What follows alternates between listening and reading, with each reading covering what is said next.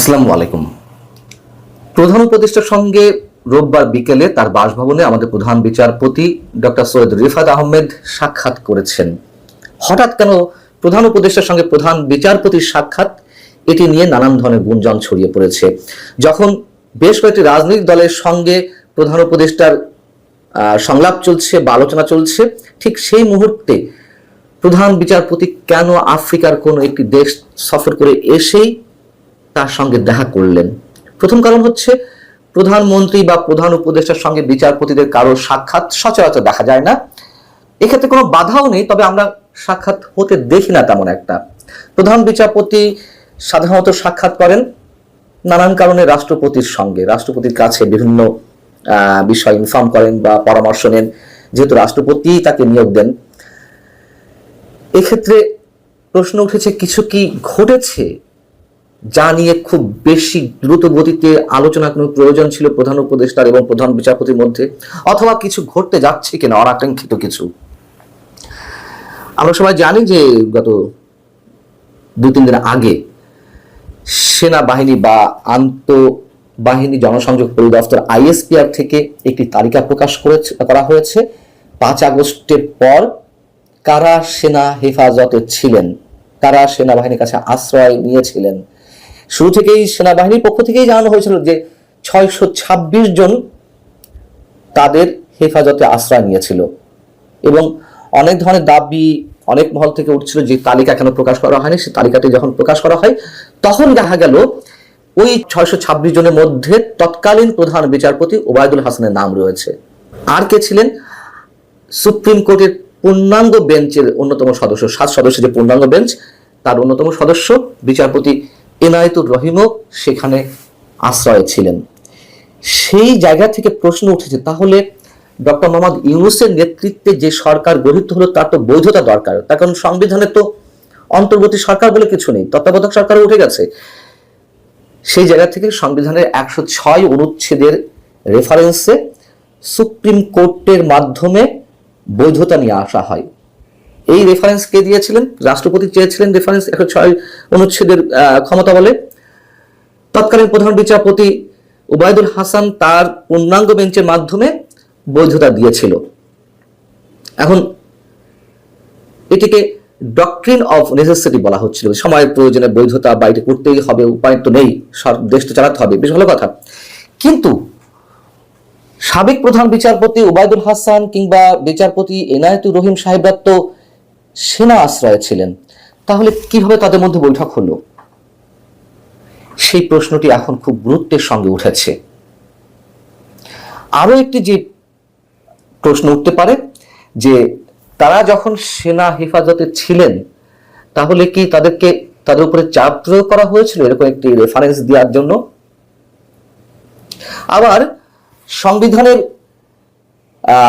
94 অনুচ্ছেদ বলছে, সুপ্রিম কোর্টের বিচারকরা তাদের বিচারিক কার্যক্রমে স্বাধীন, তবে প্রধান বিচারপতি ওবায়দুল হাসানের পদত্যাগ এবং তার আগে সেনাবাহিনী আশ্রয় থাকার তথ্য বিচার বিভাগের উপর বহিরাগত চাপের সম্ভাবনা, এমন অনেকে বলছেন। যেহেতু তারা স্বাধীন, তো তাহলে তো তাদের উপরে বিশেষ কোনো পক্ষ থেকে চাপ প্রয়োগ করা হয়েছিল। যদি চাপ প্রয়োগ করা হয়ে থাকে, আর যেহেতু বিচারপতিরা স্বাধীন, তাহলে সেটা তো সাংঘর্ষিক। এই বিষয়টি নিয়ে এখন খুবই গুরুতর প্রশ্ন উঠেছে।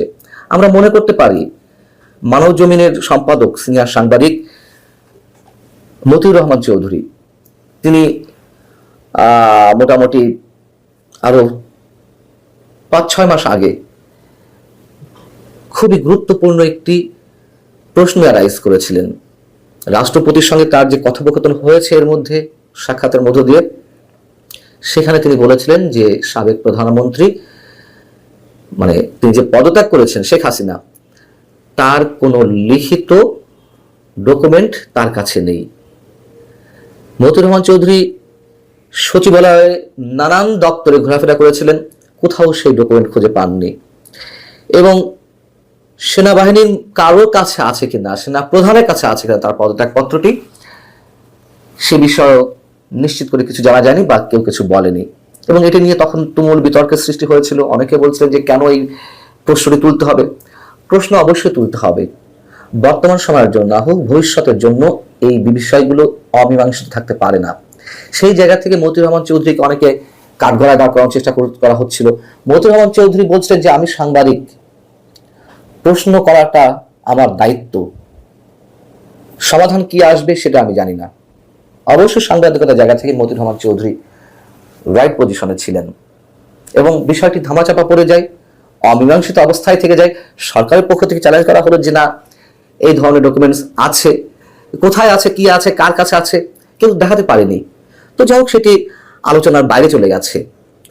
এখন নতুন করে যে বিষয়টি আমাদের সামনে এসেছে, সুপ্রিম কোর্টের যে রেফারেন্স 106 অনুচ্ছেদ, সংবিধানের 106 অনুচ্ছেদ অনুযায়ী, সেটি আসলে তাহলে কারা দিল, কে দিল, কার চাপে দেওয়া হলো? যদি সাবেক প্রধান বিচারপতি ওবায়দুল হাসান সিনহা হেফাজতে থেকেই থাকেন, নাকি আদৌ এই ধরনের কোনো রেফারেন্স সরকারের নেই বৈধতার ক্ষেত্রে? ডক্ট্রিন অফ নেসেসিটির কথা যেটি বলা হয়, অবশ্যই সেটি সময়ের বিবেচনায় যে কোনো কিছু করা যেতে পারে, কিন্তু তারও তো একটা ন্যূনতম বৈধতা থাকতে হয়। সেই বৈধতা ডক্টর মোহাম্মদ ইউনূস সরকারের আছে কিনা সেই প্রশ্ন উঠতে শুরু করেছে। এর সমাধান কি কি হবে আমরা সেগুলো জানি না। মতিউর রহমান চৌধুরী সিনিয়র সাংবাদিক, তার ভাষাতেই বলতে হয় যে প্রশ্ন তোলাটা গুরুত্বপূর্ণ এবং যে কোনো সময় এই সরকার বৈধতার প্রশ্নের মুখে পড়তে পারে। তবে পড়লে কি হবে না হবে সেটাও আমরা জানি না। তবে আপাতত যে বিষয়টি নিয়ে আলাপ হচ্ছে এবং প্রধান বিচারপতি কেন হঠাৎ করে প্রধান উপদেষ্টার সঙ্গে দেখা করলেন, অথবা আগামীতে কোনো কিছু ঘটতে যাচ্ছে কিনা যার জন্য তার সাথে কোনো পরামর্শের প্রয়োজন ছিল কিনা, এসব নানান গুঞ্জন উঠেছে, নানান প্রশ্ন উঠতে শুরু করেছে। আল্লাহ হাফেজ।